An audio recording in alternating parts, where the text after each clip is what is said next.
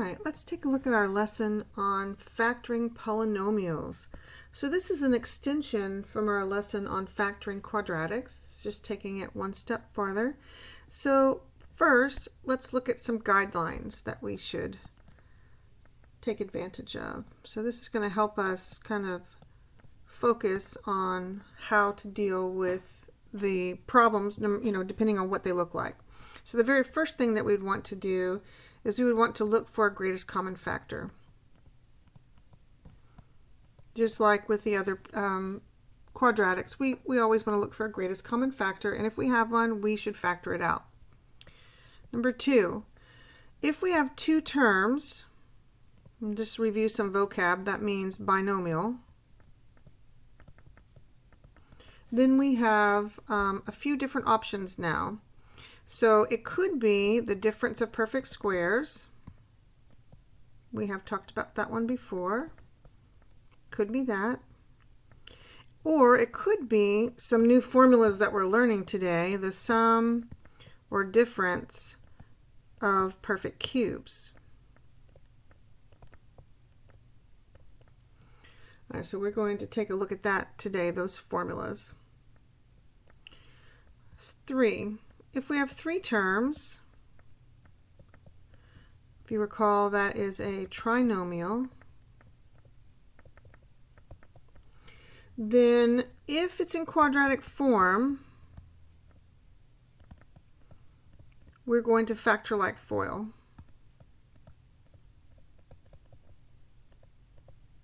So let's talk about what quadratic form is.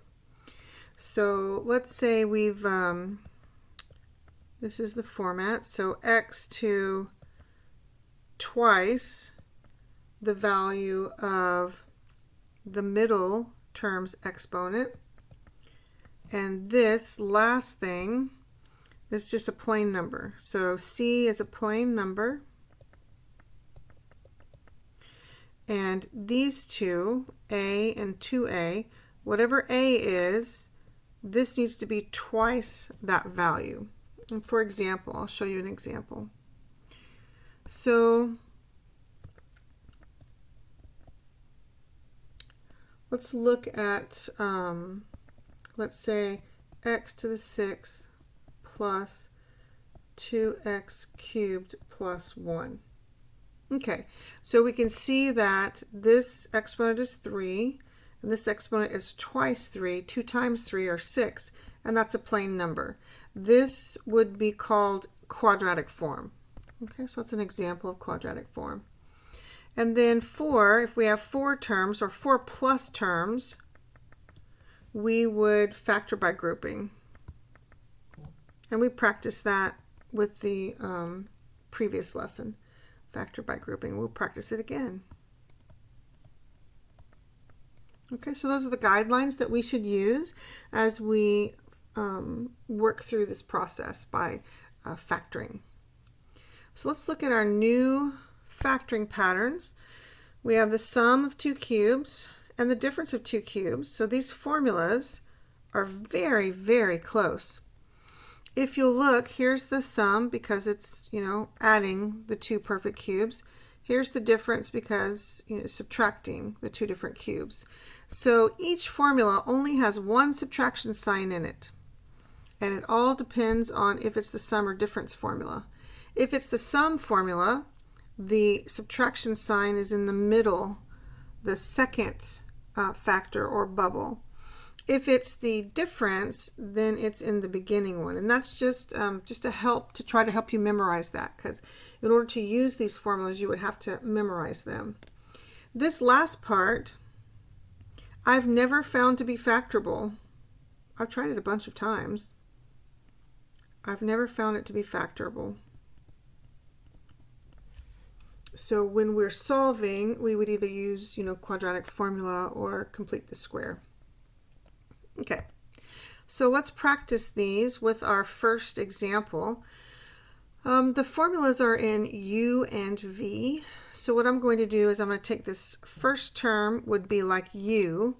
So u would be x, because x cubed would be u cubed, and v would be 2 because 2 cubed is 8. So what we're looking for is x cubed plus 2 cubed. We're like putting it in that formula. So let's use the factoring pattern to factor that. So we would have x plus 2, and then the second piece, u squared, would be x squared minus v times u, or u times v, 2 times x, or x times 2. We would typically put the number first. And then plus v is 2, so 2 squared is 4, and that's our very first factoring using this formula. Okay, so that's the sum of 2 cubes. All right, let's look at our next example. I see the two terms is a binomial, so we're going to use that technique whether we either look for the difference of perfect squares, sum or difference of perfect cubes. But before we do that, we need to see if there's a greatest common factor. Is there a GCF? And it looks like there is. 2 is a factor of both 16 and 54. Let's see, we've got x also as a factor of both terms. So let's factor those out, and that leaves us with 8x cubed minus 27y cubed. Okay, that's looking good. We look at that second, this expression right here, trying to determine if maybe that's the difference of perfect cubes. And in fact it is. U would be 2x and v would be 3y, because 8 is 2 cubed, x is x cubed, 27 is 3 cubed, y would be y cubed. So that's our setup for the u and v. All right, so we're going to leave that 2x out there. So let's use our factoring pattern.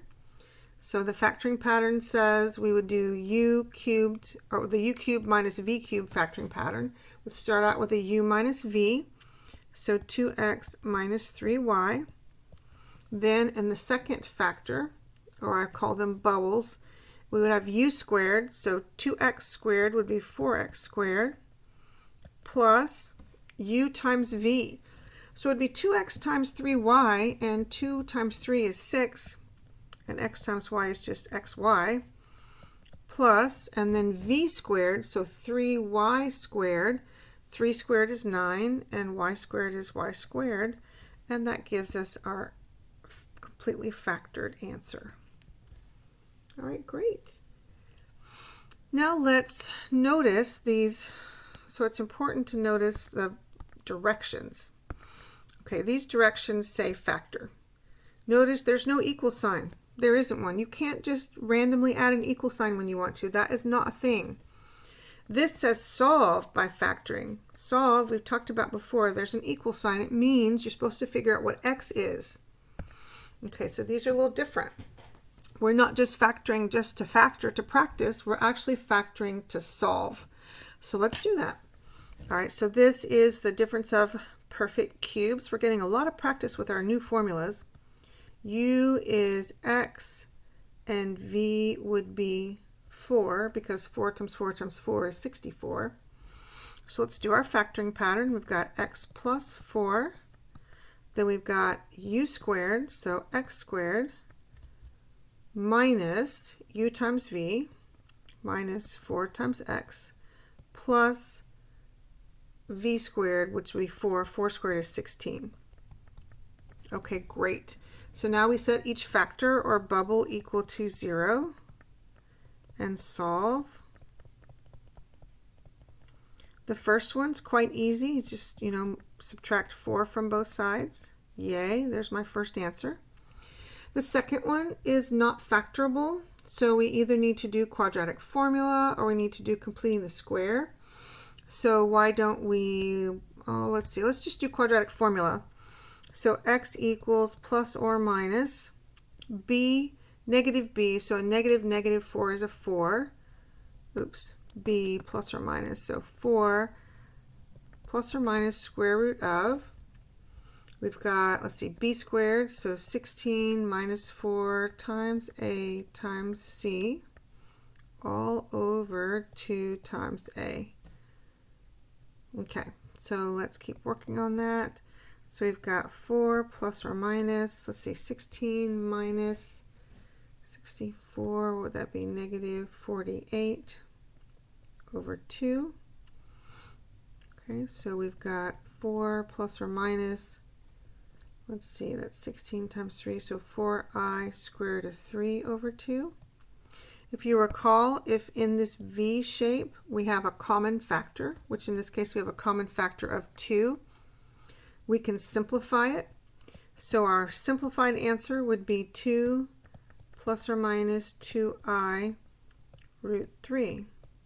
And there's our 3 solutions. Okay, one more on this page.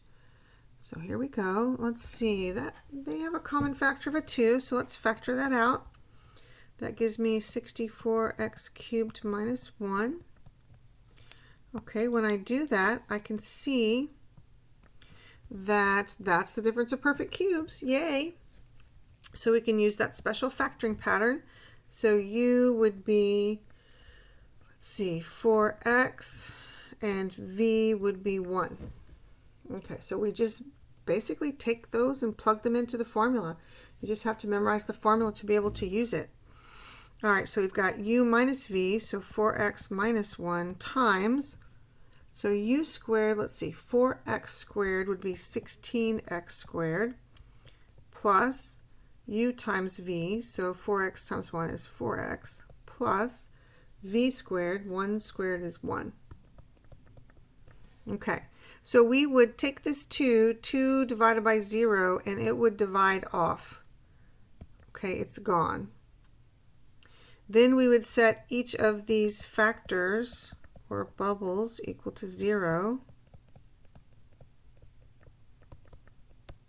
So the first one's quite nice, so I move the 1 over, so we have 4x is 1, or x is 1/4.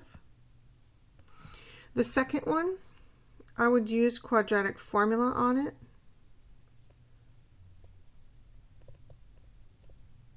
Okay, and so since we've done quadratic formula so many times, I'm just going to go straight to what the answer would be.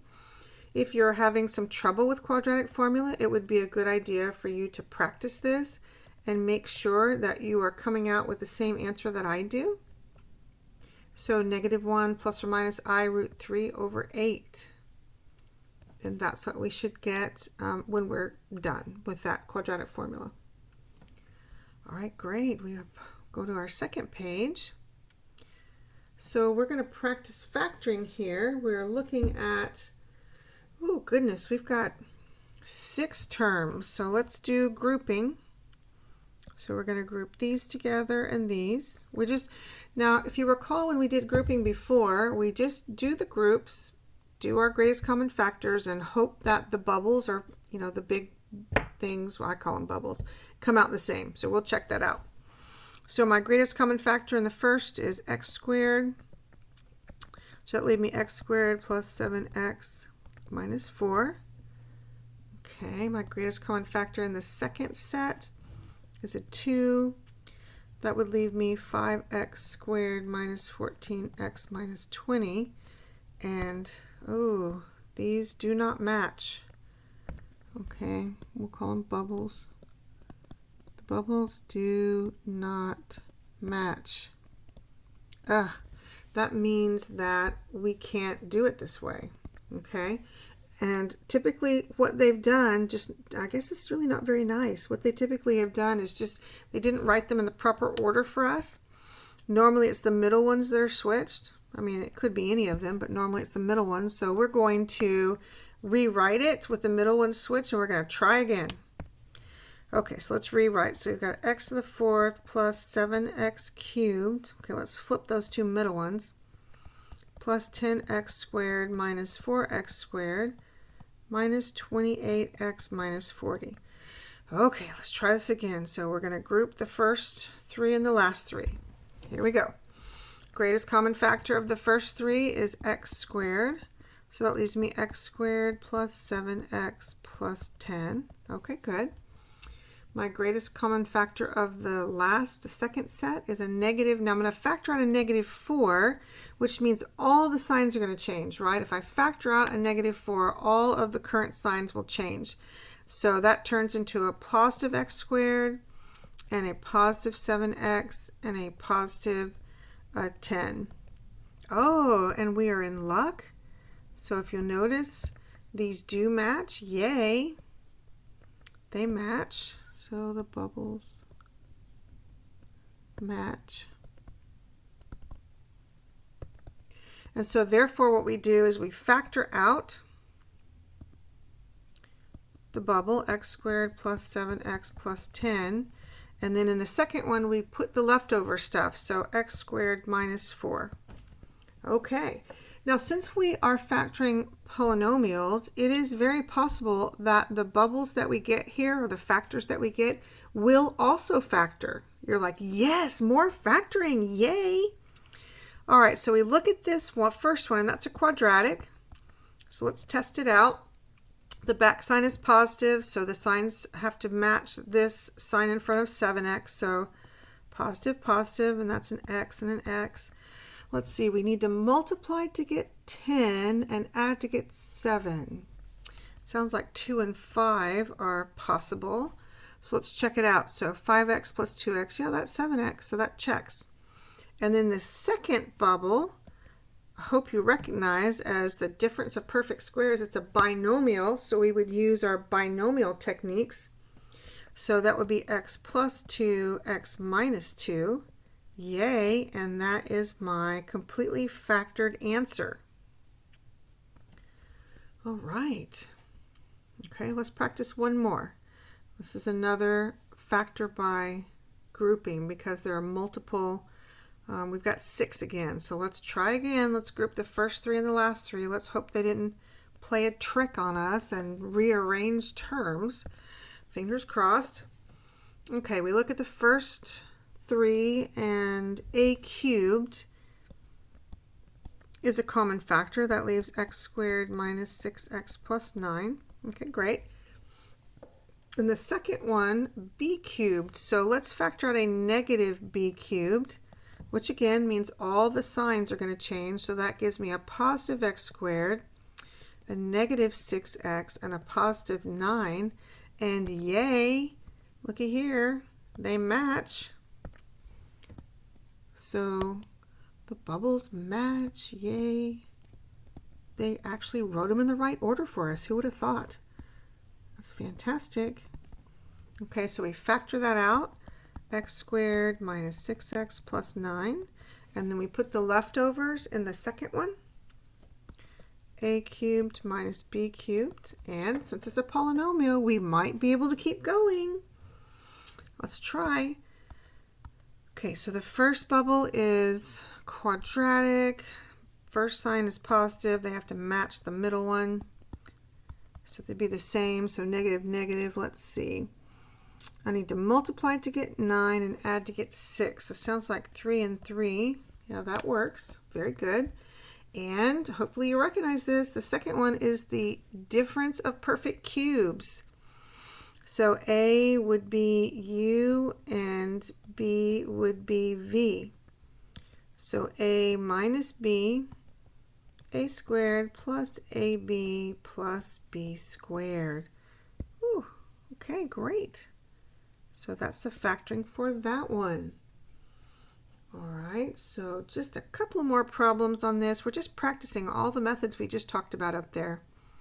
We're practicing using our new formulas, the sum and difference of perfect cubes. We're practicing our grouping. Now we're going to practice our quadratic form, factoring by quadratic form. So if we look at this example, this is a 2. Okay. This is a 4. So 4 is twice 2. That's true, and that is a plain number. So this does match quadratic form. It is in quadratic form. So we open up and factor like FOIL. So if you're ever concerned on what variable comes first, it always matches the middle variable. Always. So x squared, x squared. Okay, the back sign is negative, so that means my signs need to be opposite. Let's see, I need to multiply to get 4 and subtract to get 3, negative 3. So it looks like I need a 1 and a 4 here. Let's see, negative 4x squared plus 1x squared is a negative 3x squared, so that's correct. So we are solving. We have the equal 0 going on, so we need to know what x is. So this first one is not factorable, but the second one is. This is the difference of perfect squares.